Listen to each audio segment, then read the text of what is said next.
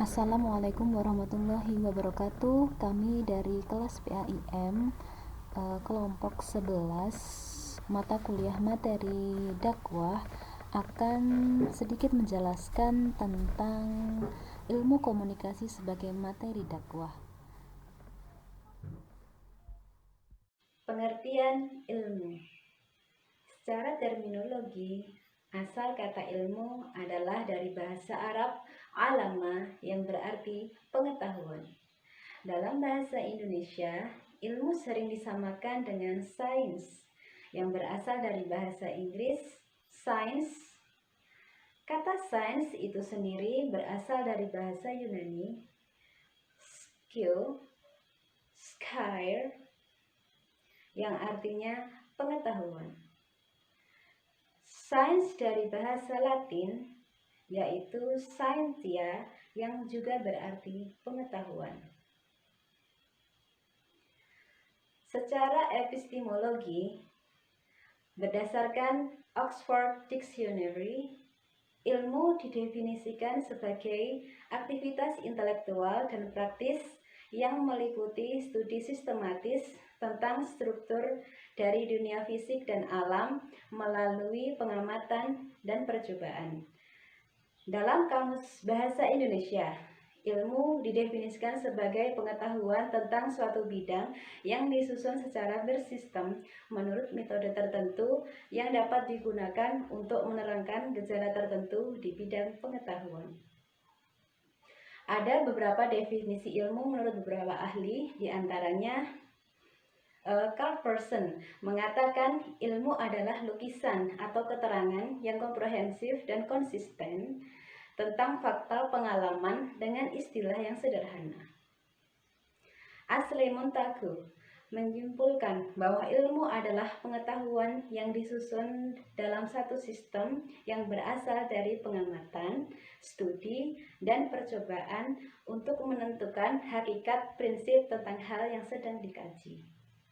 Dari beberapa pengertian di atas, penulis menyimpulkan bahwa ilmu adalah upaya sadar yang dilakukan manusia yang disusun secara sistematis untuk menemukan hakikat tertentu. Pengertian komunikasi.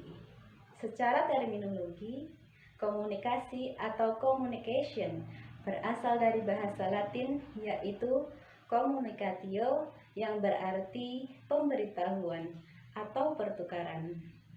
Kata sifatnya komunis yang berarti bermakna umum atau bersama-sama, artinya memiliki makna yang sama. Secara epistemologi, ada beberapa pengertian komunikasi menurut para ahli. Di antaranya, Sarah Trenholm dan Arthur Jensen mendefinisikan komunikasi adalah suatu proses di mana sumber mentransmisikan pesan kepada penerima melalui beragam suara.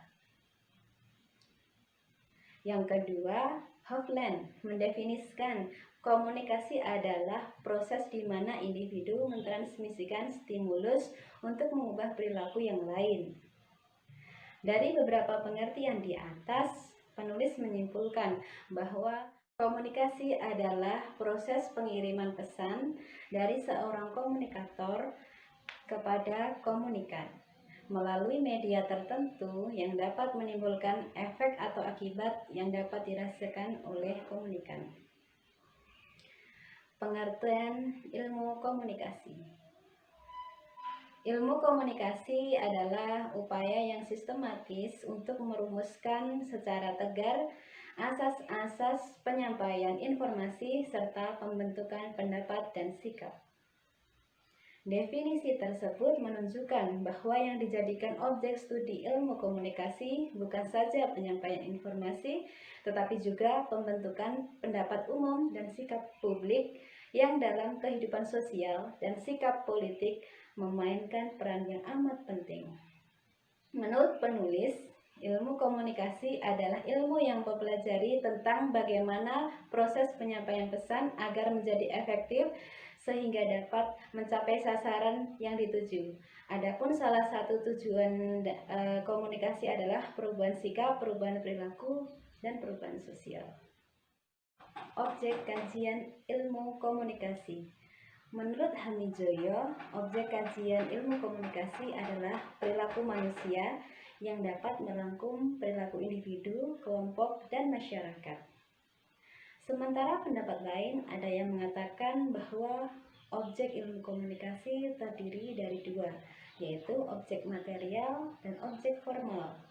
Objek material terdiri dari masyarakat, dan dalam perkembangannya, ilmu komunikasi mengenal objek material yang lain, yaitu media.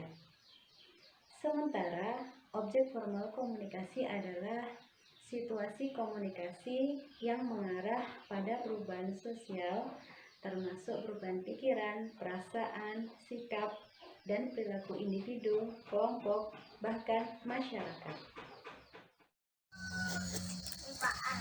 Assalamualaikum warahmatullahi wabarakatuh. Saya akan melanjutkan pembahasan materi sebelumnya, yaitu dari materi objek kajian ilmu komunikasi. Nah, di sini saya akan melanjutkan ke bab yang bagian C, yaitu ilmu komunikasi sebagai prinsip dakwah. Yang mana pengertian dakwah sendiri di atas tadi sudah disebutkan. Nah, di sini akan saya ulangi lagi bahwa definisi dakwah itu merupakan usaha memindahkan umat dari situasi negatif kepada situasi yang positif, seperti mana dari kekufuran menjadi keimanan, dari kemelaratan menjadi kemakmuran, dari perpecahan menjadi persatuan, dari kemaksiatan menjadi ketaatan untuk mencapai ridho dari Allah Subhanahu wa Ta'ala. Nah, dari kesemuanya itu merupakan pengertian dari dakwah. Nah, dalam berdakwah itu sendiri, seorang dai itu harus memperhatikan beberapa prinsip yang harus diperhatikan, yang harus dipenuhi oleh seorang dai. Nah, salah satu dari prinsip dai itu adalah adanya komunikasi atau komunikasi. Nah, dari prinsip komunikasi ini ada beberapa prinsip lagi yang dapat dijadikan prinsip dakwah. Yang mana yang pertama yaitu komunikasi itu adalah suatu proses simbolik. Maksudnya dalam berdakwah seorang dai itu harus mampu menyampaikan pesan-pesan dakwah sesuai dengan tingkat kemampuan mad'u atau orang yang didakwai. Jadi seorang dai itu harus memahami tingkat pencapaian atau tingkat kefahaman seorang mad'u, mana yang harus disampaikan, dan tingkat kefahaman seorang mad'u itu sampai mana seperti apa. Jadi pembahasannya itu tidak terlalu tinggi, tidak terlalu rendah, tapi sesuai dengan kemampuan seorang mad'u itu sendiri. Jadi seorang dai itu tidak hanya asal-asalan dia berdakwah sesuai dengan ilmu yang dai miliki, namun juga harus menyesuaikan dengan tingkat kefahaman sampai mana mad'u itu bisa memahami materi yang disampaikan oleh dai. Itu dan prinsip yang pertama. Sedangkan prinsip yang kedua yaitu setiap perilaku memiliki potensi komunikasi. Jadi setiap komunikasi, setiap perilaku atau perbuatan yang dilakukan oleh dai itu adalah merupakan pesan dari dakwah itu sendiri. Jadi apa yang dilakukan, pesan apa yang disampaikan itu adalah pesan dari dakwah itu sendiri.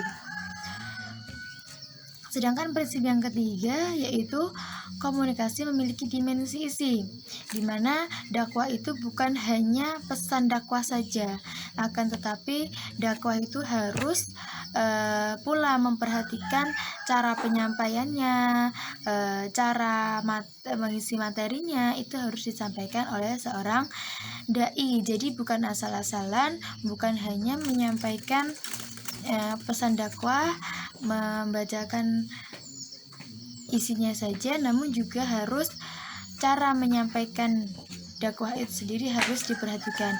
Boleh jadi materi dakwah itu kurang menarik, akan tetapi cara menyampaikannya menarik, maka dakwah itu harus bagaimana dakwah itu harus diterima oleh mad'u. Jadi bukan hanya isinya saja yang dikemas dengan baik, namun juga cara penyampaiannya. Cara penyampaian isi itu harus dikemas, harus di-planning dengan baik agar isi dakwah itu atau pesan dakwah itu bisa tersampai kepada mad'u, itu bisa diterima dengan baik sesuai dengan keinginan yang diinginkan oleh seorang dai. Nah, jadi yang keempat yaitu komunikasi berlangsung dalam berbagai tingkat kesenjangan. Nah, di sini banyak sekali perilaku dai yang terkadang di luar kesadarannya gitu. Seperti halnya misalkan dai mengucapkan perkataan atau pesan dakwah di luar teks atau bahasan dakwah. Jadi seorang dai itu tidak boleh membahas materi di luar konteks dakwah atau tema dakwahnya.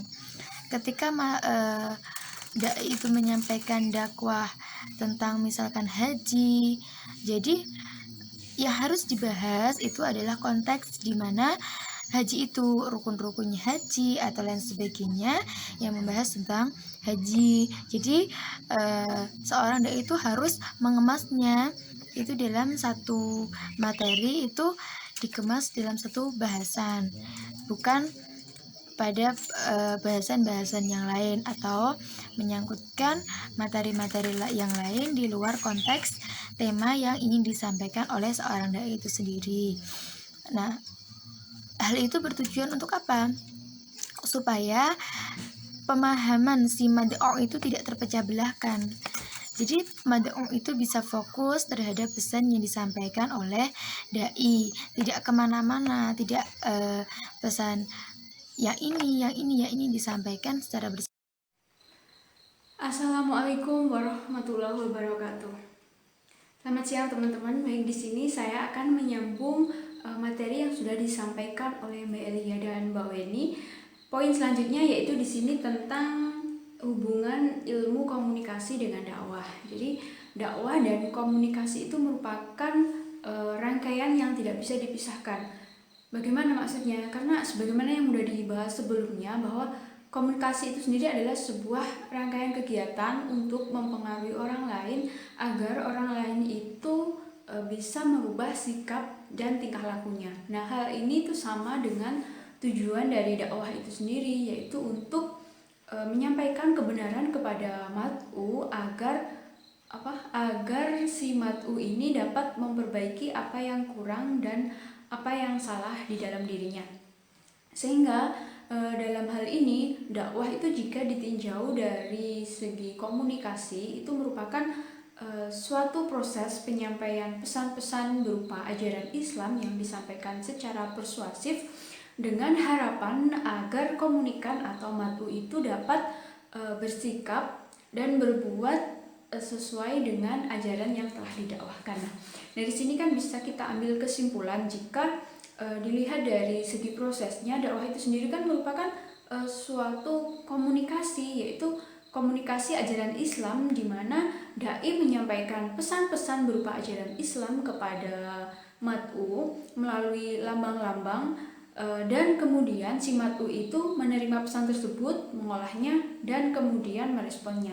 Nah, responnya itu berupa perubahan kepercayaan, sikap, dan tingkah laku ke arah yang lebih baik sesuai dengan yang diharapkan oleh dai atau penyampai dakwah. Oke teman-teman, selanjutnya tentang ilmu komunikasi sebagai materi dakwah itu maksudnya bagaimana? Jadi maksudnya itu adalah bentuk komunikasi yang dilakukan oleh seorang dai itu sendirilah yang menjadi materi dakwah yang kemudian dapat mempengaruhi mad'u. Nah, sebagaimana komunikasi secara umum, komunikasi dalam dakwah itu terbagi menjadi 3 bagian. Yang pertama adalah komunikasi lisan, yaitu komunikasi yang dilakukan melalui lisan, misalnya seperti dalam khutbah, pidato, ceramah, dan sebagainya. Kemudian yang kedua itu adalah komunikasi melalui tulisan. Nah, maksudnya itu adalah komunikasi yang dikemas dalam bentuk tulisan, misalnya seperti buku, koran, majalah, brosur, dan sebagainya. Kemudian yang ketiga itu adalah komunikasi melalui isyarat, misalnya seperti komunikasi melalui gambar, melalui karikatur, atau dalam bentuk simbol-simbol, dan sebagainya. Nah teman-teman, mungkin sampai di sini dulu penjelasan dari kami terkait materi tentang ilmu komunikasi sebagai materi dakwah. Nah, apabila ada yang belum jelas atau ada yang ingin ditanyakan, selanjutnya bisa kita diskusikan di grup WA kelas ya. Terima kasih atas perhatian dari teman-teman. Semoga materi yang kami sampaikan dan yang kita diskusikan di hari ini dapat bermanfaat. Akhir kalam, wassalamualaikum warahmatullahi wabarakatuh.